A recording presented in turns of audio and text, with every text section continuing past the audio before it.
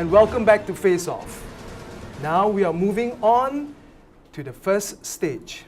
Zaki, are you ready with your affirmative speech? Yes. All right. You may begin now. JLCs are definitely stifling the economy. They are choking the economy up to the extent that the government have no other ways, but the only thing that they think of is probably divestment. But even that, for me, is not good enough. First, the monopolistic behavior of the JLCs themselves. Currently, we have 32% of the economy controlled by the SMEs. But we are projecting to have about, by 2020, 41% of the GDP to be run by the SMEs. On the other hand, the JLCs are still controlling more than 50% of the market cap in KLSE. The current market cap, 2011 market cap was at 1.3 trillion ringgit within the KLSE for the JLCs. Almost more than 50% of that are controlled by the JLCs, public listed JLCs. Now, how do you see a situation whereby SMEs can contribute further to the economy when we have this mammoth group of public listed companies controlled by the JLCs? So the monopolistic behavior and situation of the JLCs somehow or another it seems to be uncontrolled. The competition itself, I think, is eating away all the smaller companies. Tenders, projects, and other opportunities given to the SMEs, they are encroaching. The JLCs are encroaching into these business sectors. So,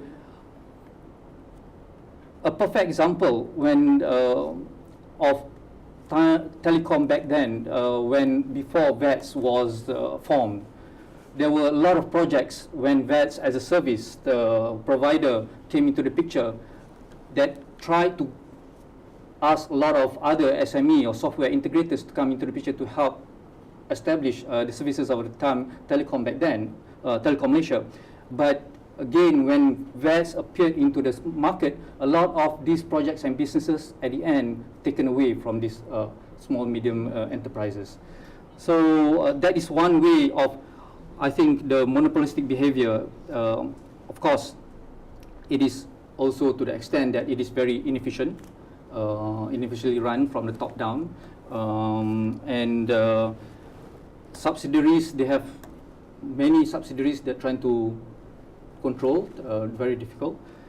I think at the end of the day also, the JLCs are benefiting the smaller groups. They do not create employment like the SMEs does. As you know, currently the economy is run by the SMEs. And according to Bank Negara report, the employment sector, the most contribution sector are the SMEs, where the employment are the biggest. But on the other hand, we have a lot of JLCs that is run the economy, they run the country, that they cannot hire as many as SMEs does. My other point that I want to talk about is basically JLCs are just a mold from a nationalized industry. Back then, we have what we call a nationalized companies, and then we privatize them, and then now they are termed as JLCs. But there are no difference in terms of characteristics. I think they are just run by the few structurally managed company. Characteristics of this JLCs are no different than the nationalized. When a new CEO comes into a JLC, it's like a boom and bust kind of business. They see it's very bloated in terms of costs, they cut costs, and then up to the extent that they expand and the costs rise again, another CEO comes into the picture and they cut costs again. It's a boom and bust cycle for the JLCs. This is how CEOs come in and out of JLCs, and they try to manage these companies. So rather than the way I look at it, rather than trying to understand the whole picture, the JLCs should be focused. The JLCs should be in line to what they're supposed to be in when they started in the beginning. If they are in palm oil sector, stick to the palm oil sector. Do you have to open a hospital? Do you have to open a property section or division like Sime Darby? Does that include in the divestment of Sime Darby? Or they're going to remain their property section? Or are they going to remain their hospital section? I think when we trying to understand the whole idea of the GLCs, we want to grow, no doubt, in certain areas and to make it more competitive. But the way I look at it is that they are just trying to have ad hoc policies to make sure how competitive they should be. I think for the last 30 seconds, I would like to say that GLCs are not playing their own role in helping the overall economy. On one side of the government, we have an area where we want the SMEs to contribute a lot further to the GDP, but on the other hand, we still want the GLCs to have their investment continue. All right, thank you, Zakir, for your insights on the GLCs. Now, Amirul, you have 3 minutes to ask 2 specific questions with regards to the points Zakir has just made. Are you ready? Yes. All right. Sake, in your opening speech, you said that due to the monopolistic nature of the GLCs, they are stifling out or crowding up investments by the SMEs. Having said that, how can you justify or how can you attempt to explain that SMEs can undertake huge capital outlay in oil and gas project undertaken by Petronas, in utilities or power project undertaken by Telecom and Tenaga, in other capital intensive industry, for example Proton? How can the SMEs or the local economy undertake such a huge capital investment if these GLCs are not monopolistic in nature? That's my first question. My second question is, you have mentioned about the boom and bust cycle of GLCs. I mean, you have new managers come in, they clear off their assets, they start their business afresh, right? But how is it different from the steps taken by any other listed or non-listed companies? Isn't the same cycle happening to the non-GLCs company? It's the same cycle, isn't it? I mean, you have new managers coming in, they will clean off their assets, their balance sheet, so that they look good for the next year. And the same thing is also happening, not just to GLCs, to public listed companies, and also to other companies for that matter. Over to you, Zakir. All right, Zakir, you have 3 minutes to answer these 2 questions. Thank you. Now, I started off with the fact that on the premise that these GLCs are not better managed. I do agree that some industries and some resources of ours that are better managed in a bigger enterprises. However, I do believe that also that technologies will one day assist us to manage in a larger group with a lot of other enterprises with the same, towards the same objective. For example, in US and in Europe, they have a smart grid technology. In a smart grid technology where you have electricity grid with the high tension wires cables, they are bid among those who wants to buy electricity grid on a daily basis, among a lot of our IPPs providers, independent power providers, as well as those who wants to purchase such a large amount of electricity on a daily basis. You can have big organizations, big factories who wants to bid a certain amount, and you have IPP, a lot of IPP wants to bid. This smart grid technology are able to have a lot of independent power producers managing the flow of electricity on a smart grid basis to a particular factories and industries and whatnot if they bid at better prices or good prices to them. So I think, yes, I'm not saying that rail tracks are better managed with a lot of enterprises. I do understand that the hugely capital needed in some industries. But I also believe that these companies can be better managed. On the premise also that I think, which is number two, question number two, also relate to the first one. A lot of the CEOs and the managing directors that came in and out of JLCs, they are not like the private limited companies or the public listed of the private sector, where they have vision of the company that been instilled in the company, continues for on and on and on. But on the other hand, whereas you have the JLCs, the CEOs of the JLCs that come in, they have their own set of vision. They are not entrepreneurs by nature from the very beginning. So they have their own vision, and they start with their own vision. And there you go, the boom and bust cycle repeats. On the other hand, you have Ford, you have other companies, private sector, will have their own vision that continues. The legacy objective is carried through, whereas the boom and bust cycle stops just like that, you know. Yeah. All right. Okay, thank you, Zakir. I hope that addresses all the points which you have made just now. But now it is your turn to be under the spotlight. You have 6 minutes, Amirul, to argue against the proposal statement of the day. Your time starts now. I am of the opposing view, saying that the GLC actually helps the national economy. Why do I say that? Even the trickle-down effects of having 500,000 of more employees in the GLC helps to stimulate the local economy. Can you imagine Kemaman without Petronas? Can you imagine Subang or Sepang without MAS and MAB? Can you even imagine Proton City without Proton? So just imagine the trickle-down effects of having a huge number of employees on the local economy.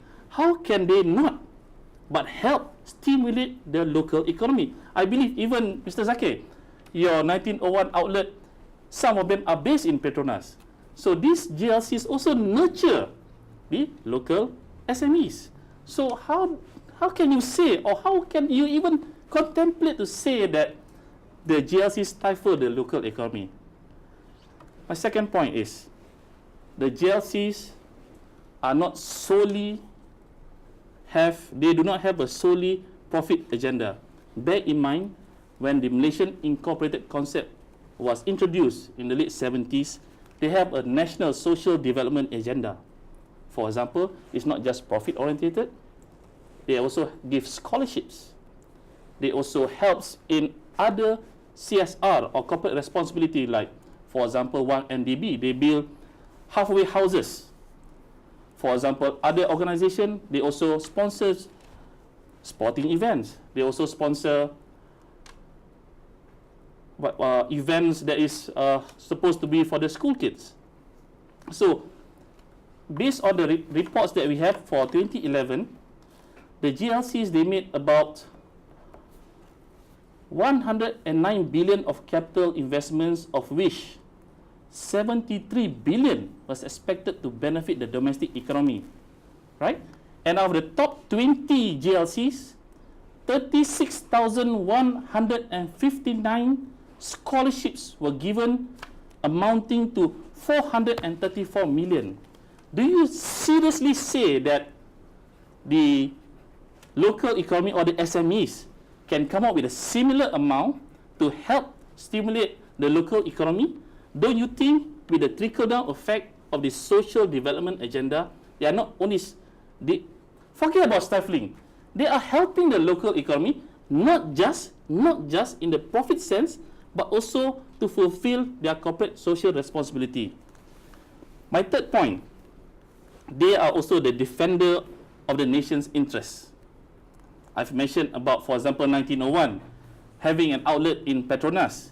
At the same time, when they go overseas, for example, CIMB goes overseas, TM goes overseas, they also bring with them Malaysia's best practices, which would eventually come back and strengthen the staff in Malaysia. When the GLC's HQ are strengthened with the presence overseas, not only the local talents improve, they can also export these local talents to other countries. So I don't see how How can you dare say that the GLCs are stifling the local economy, whereas, for one thing, the trickle-down effects of having the employees, just imagine if you have an outlet in the East Coast and Petronas is taken out of the Kembangan area, where will 1901 be? The second thing is, bear in mind that we live in a globalized world, right? Why is the local economy or the local SMEs complaining? The world is their market. You have the social media to market your goods. We should not, the local SMEs should not be counting on the local economy for their business operations, for them to generate sales. The world is their market. You have the social media, you have the Facebook, you have the Twitters, you have the World Wide Web, the internet, to market your products. So I don't see why we need to have this shell mentality to say that the GLCs are stifling the efforts of the local SMEs, when even, for example, 1901, you are based in Jeddah, right? You are not solely dependent on the local market. You have the local market to strengthen or beef up your operations, but never do I hear you say that you are just going to operate in Malaysia per se. I mean, that is what you call in Malay the jago kampung attitude, right?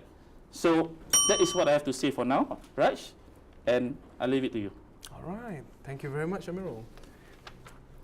Okay, Zakir, you have 3 minutes to pose 2 questions to Amirul with his points which he has just raised. Okay, you ready? Yes. All right, fantastic. If you say, Amirul, that the GLCs are not stifling the economy or choking the economy, how come we have telecom going into a tender for the government sector, even a small tender of 500,000, 1 million, where we have the SMEs of the software integrators also pursuing the same tender? You have, at the end of the day, the tender issuers will also look at who has a bigger muscle. Obviously, the SMEs will lose out. These are the guys, telecom and other GLCs, who have the power and the muscle to push things through.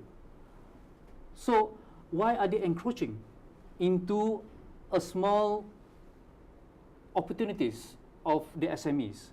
You know, I do agree to the fact that they can look at overseas sector, but how do you ensure that the GLCs will not encroach into the SMEs business areas where they are really focusing on themselves? That's one question. Number 2, how do you ensure that the divestment by the Putrajaya Committee Group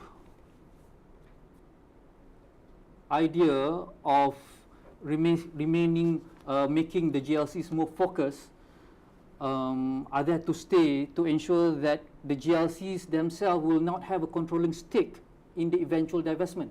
How do you ensure that? We have, at the end of the day, whereby the divestment also have minority stakes in these management buyouts. How do you ensure that? Right? Those are my 2 questions. All right. Yes. Okay, Amirul, are you ready to respond to his 2 questions? Yes, I feel like I'm speaking for the government now, right? So Defender of the GLCs. Yes. All right, your time shall begin now. Right, Zaki, 3 with minutes. regards to your first question, you were saying about TM, you were giving an example of a GLC muscling in on open tenders. Right. So, on one hand, we say that we want to have a free economy, want to have a laissez-faire economy, but when we open up the competition, the survival of the fittest isn't the survival of the fittest dictates. I mean, whether the tender is for 10,000 ringgit or is it for 10 billion, anybody can bid for it, right? I mean, you can have your hot dog and eat it, right? You can have your cake and eat it. I mean, if you want to have a controlled setting, I mean, I don't represent the government, but they need to tweak it in such a sense that perhaps at certain level, they would need to have control as to whether the GLCs can come in or not. But to say that you want free economy, but at the same time, certain restrictions, I mean, it's just simply not on. With regards to the divestment of the GLCs by, I believe it's called the Putrajaya Committee on GLC High Performance, this is also an issue that has been highlighted, because normally it's the issue of who takes the minority stake. Again, I can't speak for the government, otherwise somebody will give me a call after this. But with regards to the divestment process, normally the criteria for divesting the company would be given, I suppose, in an open manner, and those who are eligible for it can tender for the stake if they want to. And it also depends on how the divestment is done, because there are a few methods of how the divestment is done. One is, of course, listing is one of the exercise, or one of the ways, and there are of course just selling it to other entities without having listing exercise. So with regards to control, I mean, that is more for the government to respond to this. But I believe that they wouldn't simply divest stakes in respectable or companies that have been along for long to any Tom, Dick and Harry, or in our case, Zakir, Amirul and Raj. Right. So with regards to that, I would have to disagree on your point about the divestment process, because I believe in this day and age, you can't run away or you can't sweep things under the carpet with all this social media. If you make one wrong move, suddenly you see your face on YouTube or your name mentioned in blog. I don't think the government of the day will do such corporate maneuvers in that way. Thank you. Okay, thank you, Amirul. All right, we have quite an interesting battle going on right now, and now we are at our final stage, whereby Zakir, you are going to give us your rebuttal and closing remarks. But before that, we're going to take a short break, and we'll be right back after this. So stay tuned.